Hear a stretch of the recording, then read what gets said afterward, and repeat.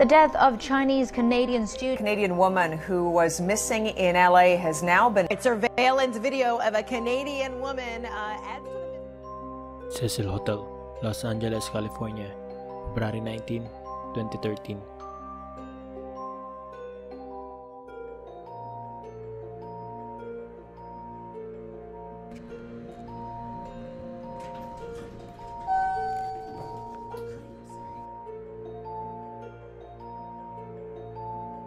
Ang katawan ni Elisa Lam ay natagpuan sa rooftop ng hotel sa loob ng water tank, hubad at wala ng buhay.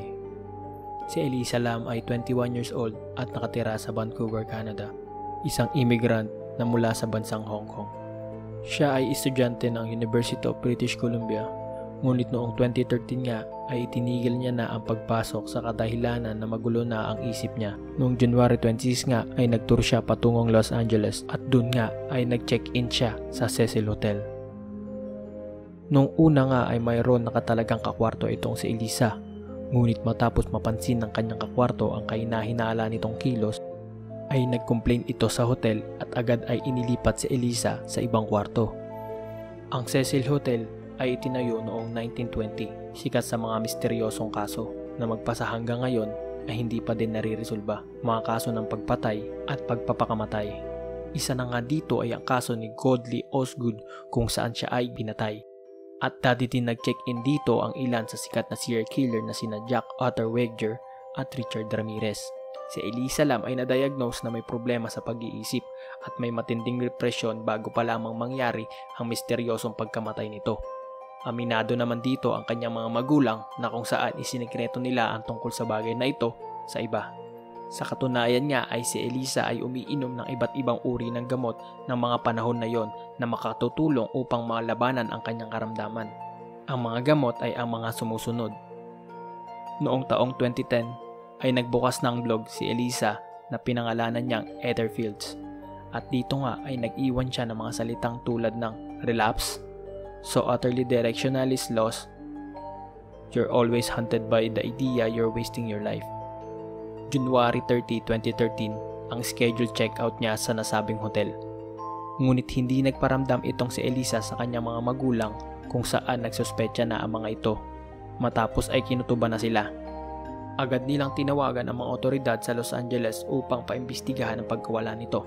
Kalaunan ay lumipad din ang pamilya ni Elisa sa Los Angeles para tumulong sa paghahanap. Iginiit ng mga hotel staff na habang naka-check-in siya sa hotel ay solo lamang nito at walang kahit sinong kasama. Isang linggo makalipas ang pagkawala ng dalaga ay nagpakalat ng missing notice ang otoridad para mapabilis ang paghahanap dito. Makalipas ang isang linggong paghahanap ay bigo pa din ang pulisya kung nasaan nga ba talaga si Elisa. Mas lalo pang dumami ang naging interesado sa misteryosong kaso na ito matapos ngang maglabas ang Los Angeles Police Department ng video na kung saan makikita sa security camera na nasabing hotel na si Elisa ay sakay ng elevator na may kakaibang ikinikilos. Sa video ngang ito makikita na si Elisa Lam ay labas-masok sa pinto ng elevator na tila para bang may kausap.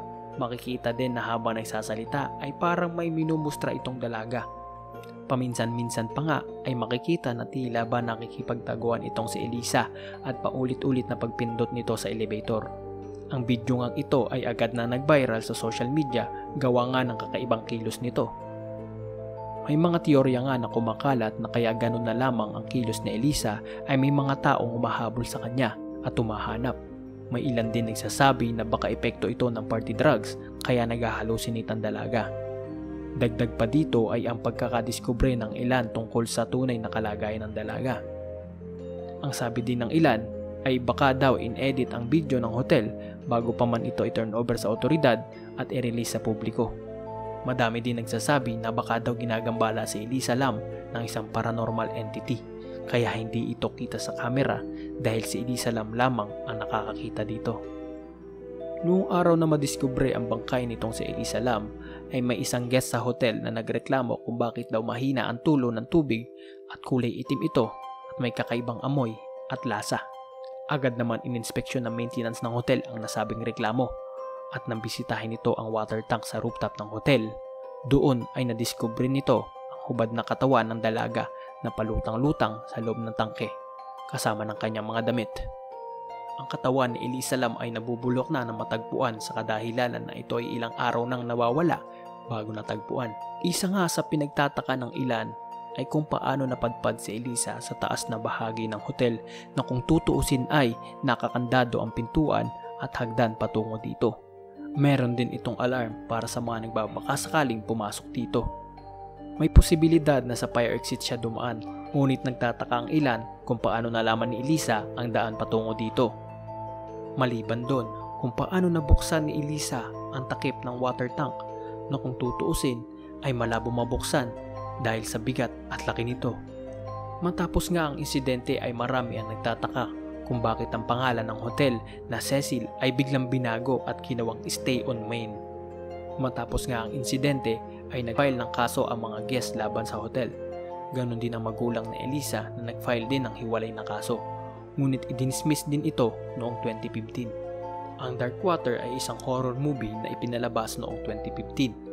Marami ang nagsasabi na ang nangyari kay Elisa ay may pagkakahawig sa istorya ng pelikulang ito, kung saan ang batang si Cecilia ay nalunod din sa rooftop ng tinutuluyan nilang apartment.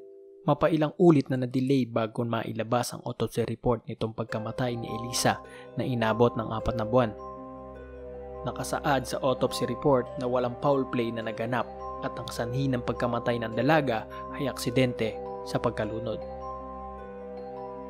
Minsan, may mga bagay na nangyayari sa ating mundo na tila ba mahirap ipaliwanag.